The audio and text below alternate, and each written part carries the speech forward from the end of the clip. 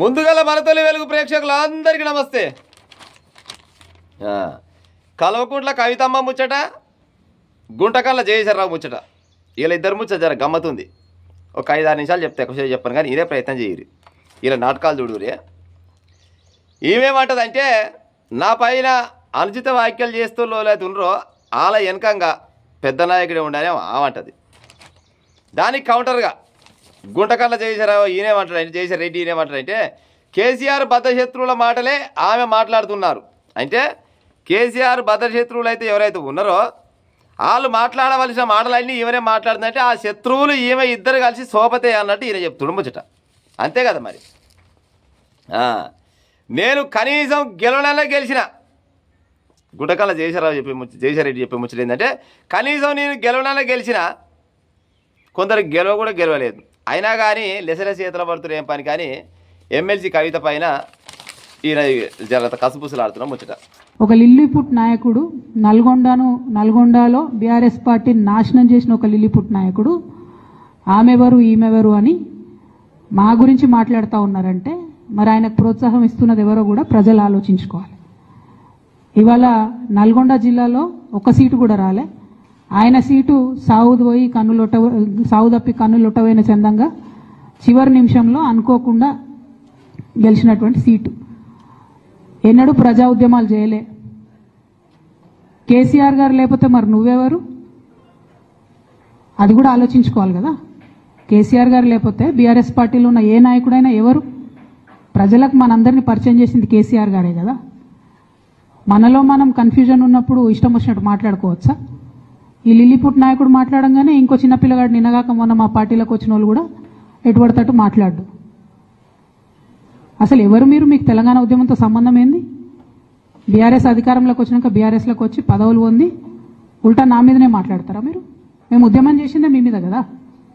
చిన్న పిల్లగానిలా ఉండు బాబు. నువ్వు పెద్దవాళ్ళ విషయాల్లో తలదూర్చకు, తెలియని విషయాల్లో అసలే తలదూర్చకు.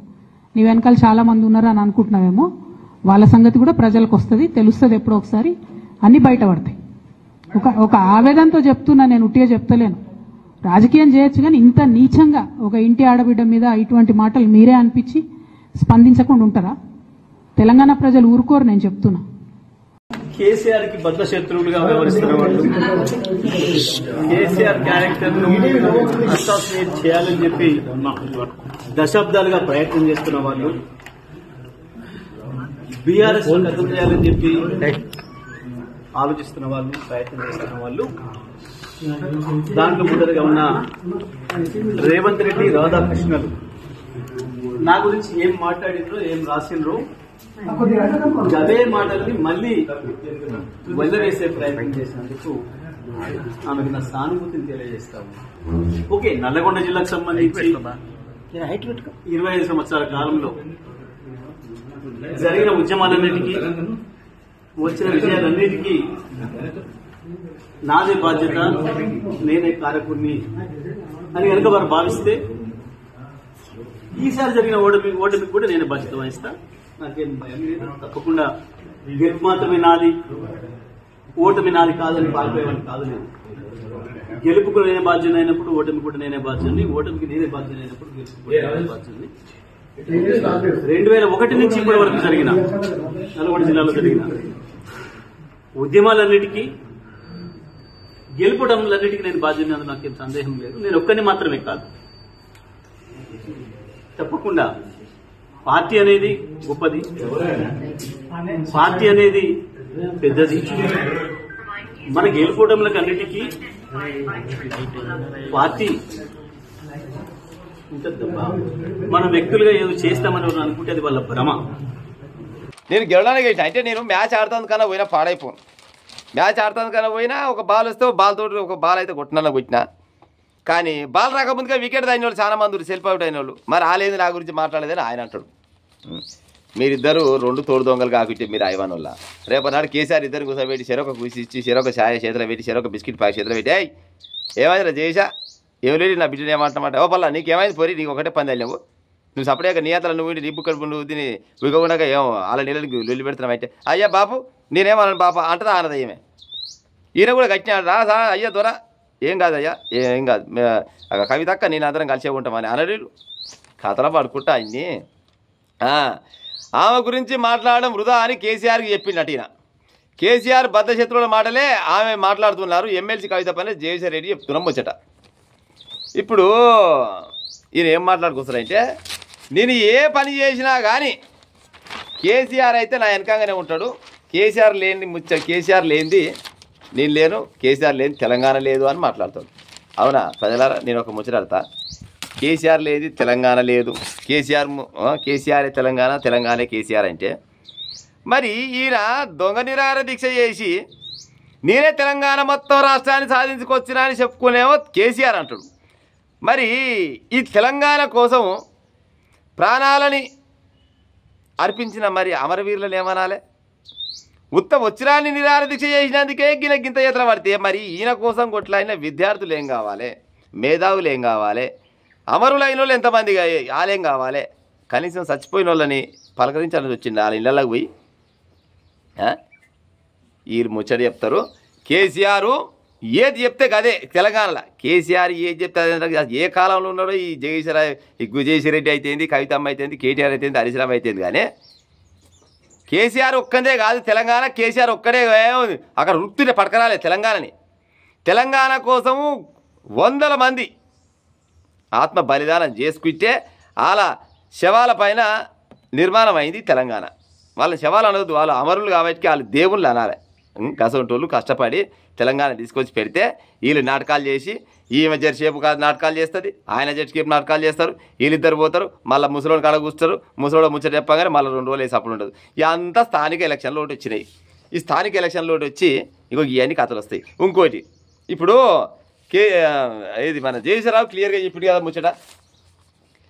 కేసీఆర్ బద్ధశత్రువులు ఎవరైతే ఉన్నారో గాల్ మాట్లాడిన మాటలే కవితమ్మ మాట్లాడుతుందంటే అర్థమైంది.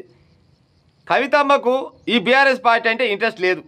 ఇప్పుడు వ్యతిరేకంగా మాట్లాడుతున్నారని ఇంట్రెస్ట్ లేని వాళ్ళే కదా అవతల పార్టీ వాళ్ళు మాట్లాడతారు. అవతల పార్టీ వాళ్ళు మాట్లాడిన ఈమె మాట్లాడుతుందంటే అర్థమైంది ఆమె ఈరు సోపదన ఉద్దేశంతో నీకు మా పార్టీకి ఎలాంటి సంబంధం లేదని జయశ్రీ రెడ్డి అనుకున్న ముచ్చట కాదు, అంతే కదా. మరి ఆయన ముచ్చట గట్ట పెడుతుంది. కేసీఆర్ ముచ్చట, హరీష్ రావు ముచ్చట, కవితమ్మ ముచ్చట, మళ్ళీ పోతే కేటీఆర్ ముచ్చట, ఈరోజు పేపర్లో వస్తూ ఉంటుంది, జనాలు చూస్తూ ఉంటారు. కానీ వీళ్ళు ఏదో తెలంగాణకు ఏదో మలుపుకొస్తారు అనుకున్నారు, కానీ మలుపుకొచ్చులు లేదు, ఏమి లేదు. ఏమైనా వీళ్ళ ఇంట్లోకి పోతందుకు ఆలోచన. వీళ్ళ ఇంట్లోకి పోక దగ్గర ఇప్పుడు 2 ఏళ్ళ ఆ నిధులు పోతలేవు, పాడైపోను, ఏం చేయాలి ఎక్కడ చేయాలని తొక్కులాడ పడ్డరు. నా పైన అనుచిత వ్యాఖ్యలు చేసిన ఆయన పెద్ద నాయకుడు. ఈయన ఏ పాటి పెద్ద నాయకుడు? మరి ఈయన జయశ్రీ రెడ్డి తెలంగాణ ఉద్యమంలో ఆయన ఎవరిని పెట్టినా గెలిచిరు, అందులో ఈయన గెలిచిండు. అదృష్టం బాగుంది, 2వసారి మళ్ళీ చేసిరు జనాలు. సరే ఫస్ట్ పసిగుడ్డు ప్రభుత్వం అని ఏదో కథలు పడ్డారు.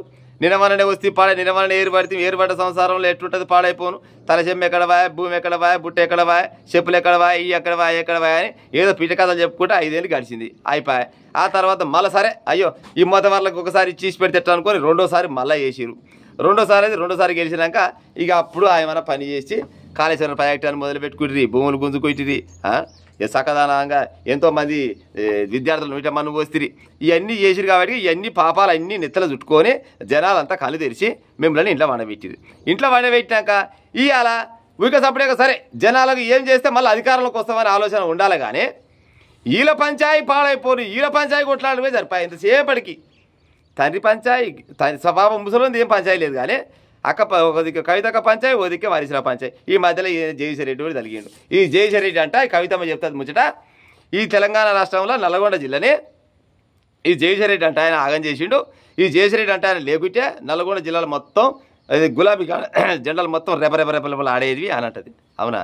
అయితే నల్గొండ జిల్లా మొత్తం అంటే జయశ్రీ రెడ్డి జేబులు ఉందనుకుంటురా, లేకపోతే కేసీఆర్ జేబులు ఉందనుకుంటారా, లేకపోతే నల్గొండ ప్రజలకు ఏమాత్రం కూడా సొయ్యలేని ప్రజలు అనుకోరా? ఎవరికి అధికారం ఇస్తే ఏమైంది అనేది వాళ్ళకి తెలియదు. ఇప్పుడు కాంగ్రెస్ వాళ్ళకి ఇచ్చారు. ఎందుకు ఇచ్చారు? మీరు అసమైన వాళ్ళని మీకు తెలిసే వాళ్ళ చేతిలో పెట్టారు. రేపన్నాడు కాంగ్రెస్ వాళ్ళు కూడా గదే పని చేస్తే వీళ్ళకి కూడా ఎదుగు గుద్దినట్టు గుద్దిసి పెడతారు. గుద్దరా ప్రజలారా? జనాలకు తెలియదు ఆ ముచ్చట. ఎవరికైనా ఒకసారి అవకాశం ఇవ్వాలని ఇచ్చారు, అంతేగాని దానికి ఏదో మీరేదో మీ ఇంట్లో సొమ్మంతా పోయిందన్నట్టు మీరు బిల్డప్ కొడితే మాత్రం బాగుండదు. అవునా కాదా ప్రజలారా? చెప్పురు ఇక ఉంటాం మరి.